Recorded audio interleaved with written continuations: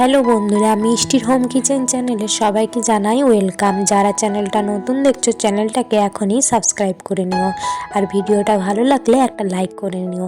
তো আজ আমি বানাবো ডিম আর মাছের তেল ঝাল।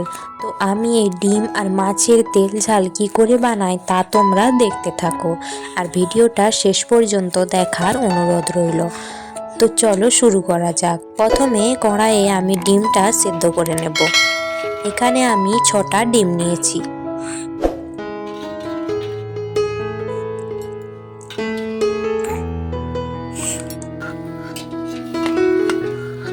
ডিমগুলো ভালো করে সেদ্ধ করে নিয়েছি, এবার তুলে নেব। সেই কড়াইতেই তেল দিয়ে দিচ্ছি। ডিমগুলো ভালো করে ছাড়িয়ে নুন হলুদ মাখিয়ে ভেজে নিচ্ছি।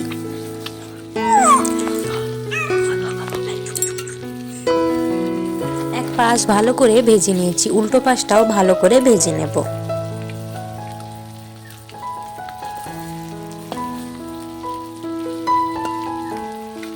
ডিমগুলো ভালো করে ভেজে নিয়েছি, এবার আমি তুলে নেব। ওই তেলেই আমি এখন পেঁয়াজ আর টমেটো একসাথে দিয়ে দেব। পেঁয়াজ আর টমেটো ভালো করে ভেজে নিচ্ছি।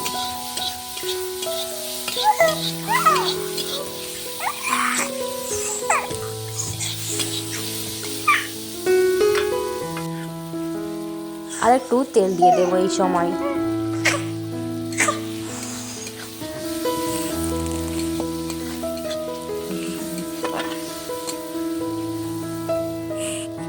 এবার আমি আদা রসুন বেটে রেখেছিলাম দিয়ে দিচ্ছি। আদা রসুনটাকেও ভালো করে পেঁয়াজ টমেটোর সাথে মিশিয়ে ভেজে নেব।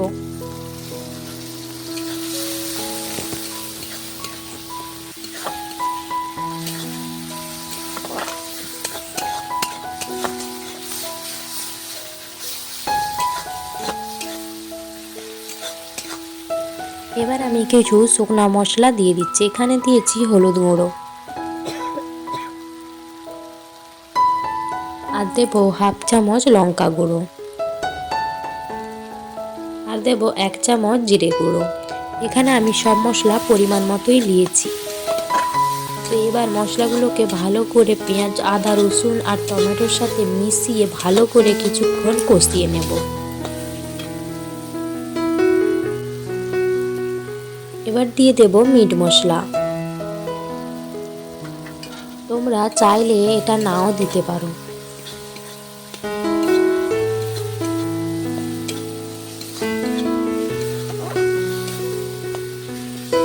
মিট মশলাটা দিয়ে ভালো করে আরো কিছুক্ষণ নেড়ে চেড়ে কষিয়ে নেব। মশলা থেকে তেল ছাড়ার জন্য অপেক্ষা করব কিছুক্ষণ।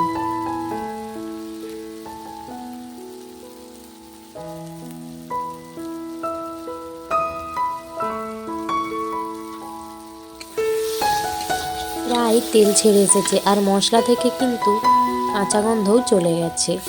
এখন আমি আরেকটু জল দিয়ে ভালো করে আরেক কিছুক্ষণ কষিয়ে নেব।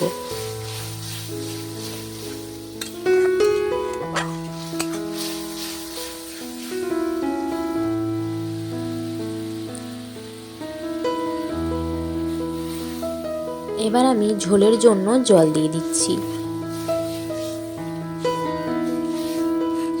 এখানে তোমরা যতটা ঝোল রাখতে চাও ততটাই জল দিও।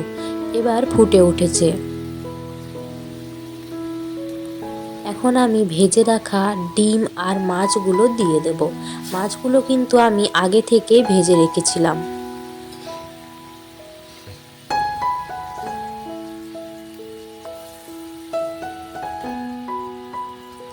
সেই সময় কিন্তু আমার ক্যামেরা চালু করতে মনে ছিল না, সেই জন্য আমি এখন বলে দিলাম।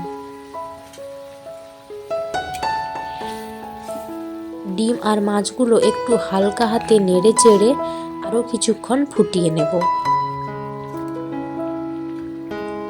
তো রান্নাটা একদম তৈরি হয়ে গেছে। এবার আমি নামিয়ে নেব। তো দেখো এই ডিম আর মাছের এই তেল ঝালটা দেখতে কত সুন্দর হয়েছে। এইভাবে তোমরা একসাথে একবার বানিয়ে দেখতে পারো, খেতে খুব সুন্দর হয়। আর আমাকে কমেন্ট করে জানিও রান্নাটা কেমন হয়েছে। তো নতুন আবার একটা রান্না নিয়ে ফিরে আসবো। সবাই ভালো থেকো, সুস্থ থেকো।